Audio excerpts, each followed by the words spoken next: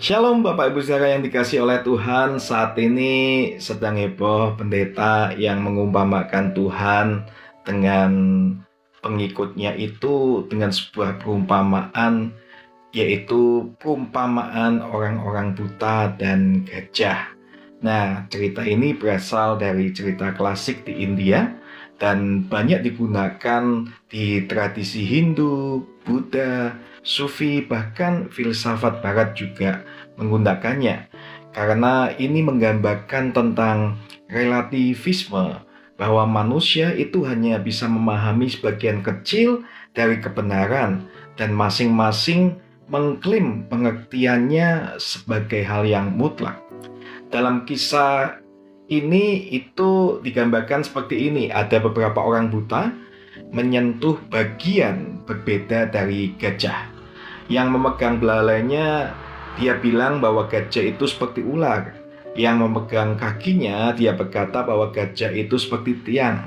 Yang memegang telinganya berkata bahwa gajah itu seperti kipas, dan seterusnya. Lalu mereka bertengkar karena masing-masing merasa benar, padahal sebenarnya semuanya hanya memegang sebagian kecil dari bagian tubuh gajah itu. Nah, apakah perumpamaan ini mewakili agama-agama di dunia? Banyak orang menggunakan perumpamaan ini untuk mengatakan bahwa semua agama melihat bagian dari kebenaran, tapi tidak ada yang bisa melihat keseluruhannya.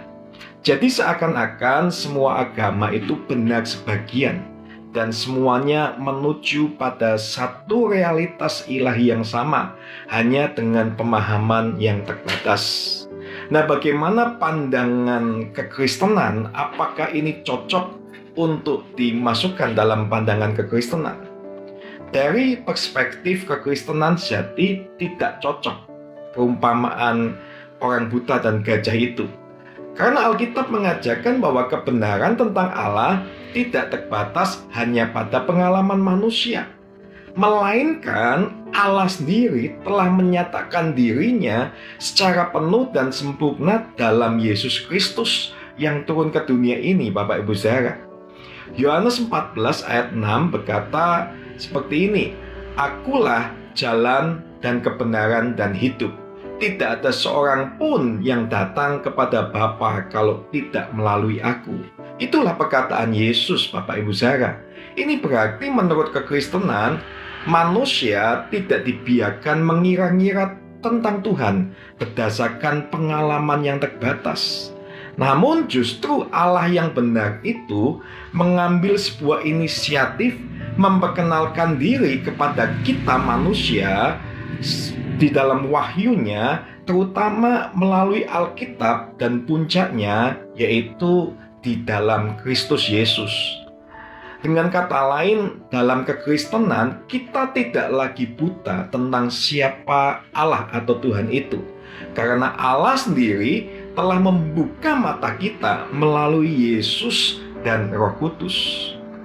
Nah, kalau kita lihat memakai analogi gajah tadi, tapi dalam sudut pandang kekristenan, itu adalah orang-orang itu tetap buta terhadap gajah, tapi sampai sang gajah itu sendiri berbicara dan mengungkapkan siapa dirinya kepada mereka yang buta itu, Bapak Ibu Saudara.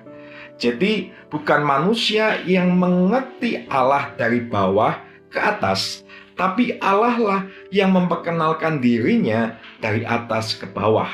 Nah, itu yang sesuai konsep kekristenan.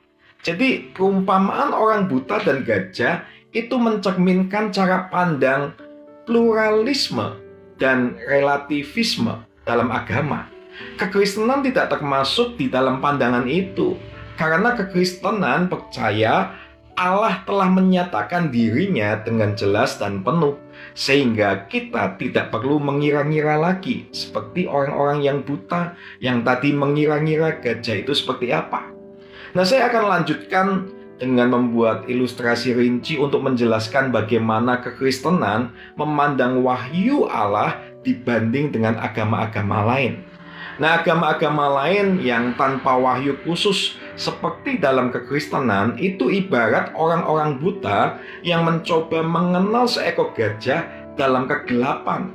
Mereka mengira-ngira berdasarkan pengalaman terbatas mereka. Lalu setiap orang punya kesimpulan yang berbeda-beda tergantung bagian mana yang disentuh.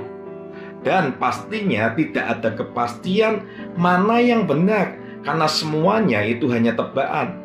Ini mirip dengan filsafat, agama tradisional, dan pencarian manusia tentang Allah tanpa wahyu. Hanya bisa menebak siapa Allah itu sebenarnya. Nah, kekristenan itu berbeda karena berdasarkan wahyu Tuhan. Bayangkan dalam situasi yang sama, tiba-tiba gajah itu berbicara kepada orang-orang buta. Ia berkata, "Aku ini seekor gajah, aku mempunyai belalai panjang, tubuh besar, 4 kaki seperti tiang, kulit tebal, dan telinga lebar." Bahkan lebih jauh lagi, gajah itu membuka mata mereka sehingga mereka bisa melihat dengan jelas. Nah, itulah konsep kekristenan, Bapak Ibu Saudara. Dalam kekristenan, Allah itu berbicara melalui para nabi, juga melalui kitab-kitab yang ada. Dan Allah datang dalam pribadi Yesus Kristus, Sang Immanuel, Allah yang beserta dengan kita. Allah juga membuka mata rohani manusia melalui karya Roh Kudus. Dan kita tidak lagi buta terhadap siapa Allah itu. Kita mengenal Allah dengan jelas karena Dialah yang memperkenalkan dirinya, Bapak Ibu Saudara.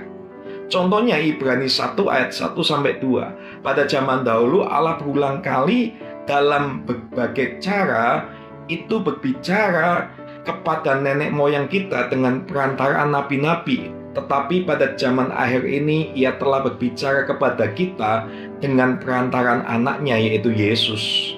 2 Korintus 4 ayat 6 itu berkata, "Sebab Allah yang telah berfirman, dari dalam gelap akan terbit terang. Ia juga membuat terangnya bercahaya dalam hati kita untuk memberikan penerangan tentang pengetahuan tentang kemuliaan Allah yang nampak pada wajah Kristus." Jadi Bapak Ibu Saudara, kalau kita tahu bahwa ringkasnya agama-agama tanpa wahyu khusus ini berbeda dengan kekristenan. Kita mau lihat tentang sumber pengenalan tentang Allah. Sumber pengenalan tentang Allah di agama-agama yang tanpa wahyu khusus seperti kekristenan ini adalah usaha manusia menebak Allah dari pengalaman terbatas mereka. Tapi di dalam kekristenan, Allah sendiri menyatakan dirinya dalam kitab dan dalam pribadi Yesus Kristus. Lalu kejelasan pengenalan Allah itu di agama-agama yang lain adalah tidak pasti, relatif atau parsial. Tetapi di dalam kekristenan adalah pasti, jelas, sempurna di dalam Kristus. Kemudian status manusia itu di dalam agama-agama yang lain tanpa wahyu itu seperti orang buta yang mencoba mengenal gajah.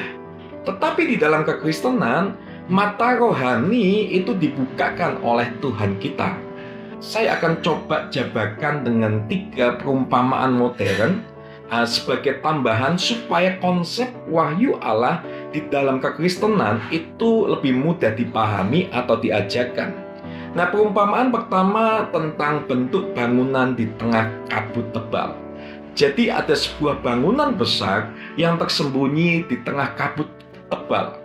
Banyak orang dari kejauhan mencoba menebak bentuknya, bentuk dari bangunan itu. Ada yang bilang bangunan itu seperti kastil, ada yang bilang bangunan itu seperti menara, ada yang bilang bangunan itu seperti gedung bertingkat. Nah, karena kabut tebal, semua orang hanya bisa menebak dan semuanya itu tebakannya itu berbeda-beda.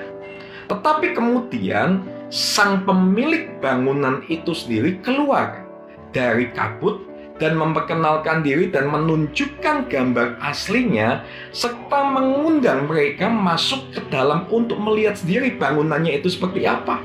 Itulah kekristenan, Bapak Ibu Saudara.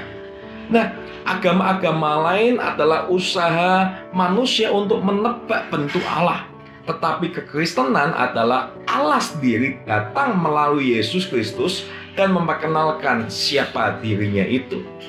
Lalu perumpamaan yang kedua itu tentang puzzle yang tidak lengkap. Dan kita bayangkan ada orang-orang yang mencoba menyusun puzzle gambar pemandangan hanya dengan beberapa potongan puzzle. Lalu mereka mulai menyimpulkan, ini mungkin gambar gunung, ini mungkin gambar laut, ini mungkin gambar pemandangan kota. Tapi semua dugaan salah karena potongan mereka itu tidak lengkap. Lalu datanglah sang pembuat puzzle. Ia memberikan gambar lengkapnya dari tutup kotaknya itu, Bapak Ibu Saudara. Lalu ia membantu mereka menyusun puzzle itu dengan benar. Nah, dari sini aplikasinya adalah tanpa wahyu dari Tuhan, manusia itu cuma punya potongan kecil tentang kebenaran melalui akal budi dan alam ciptaannya mungkin. Nah, tapi di dalam kekristenan itu wahyu Allah itu tercipta atau tergambar dalam Kristus Yesus. Manusia melihat gambar lengkap tentang siapa Tuhan Allah dan keselamatan di dalam Yesus Kristus itu. Yesuslah yang melengkapi puzzle itu, Bapak Ibu Saudara. Perumpamaan yang ketiga yaitu surat cinta yang dikirim. Jadi ceritanya ada seorang raja yang mencintai rakyatnya di sebuah desa yang jauh. Rakyat itu sering menebak-nebak bagaimana sifat raja yang mereka sembah itu, Bapak Ibu Saudara. Ada yang bilang katanya raja itu keras, ada yang bilang raja itu baik, ada yang bilang raja itu cuek dan tidak peduli dengan rakyatnya. Tapi itu semua hanya asumsi. Nah, suatu hari raja itu mengirimkan surat cinta melalui utusan terpercaya. Dalam surat itu ia menjelaskan siapa dirinya yang penuh kasih, adil, dan kemudian dia mengundang rakyatnya untuk datang berjumpa dengan dia. Nah, sekarang akhirnya rakyat itu tidak perlu lagi menebak-nebak lagi karena mereka tahu siapa raja itu berdasarkan surat dan berdasarkan utusannya yang memanggil mereka untuk masuk ke dalam istananya. Nah, aplikasinya Bapak Ibu Saudara, surat itu adalah kitab atau Alkitab. Utusan itu adalah Yesus Kristus, firman yang menjadi manusia. Bapak Ibu Saudara, ilustrasi-ilustrasi yang tadi saya katakan itu memperkuat prinsip penting manusia tidak bisa mengenal Allah dengan usahanya sendiri. Tetapi Allah dalam kasih karunia-Nya itu memperkenalkan dirinya kepada manusia. Jadi kesimpulannya Bapak Ibu Saudara, dalam banyak agama manusia berusaha mengenal Allah seperti orang buta yang menebak bentuk gajah. Penuh tidak kepastian dan pastinya terbatas. Namun dalam kekristenan, Allah tidak membiarkan manusia tetap dalam ketidaktahuannya itu.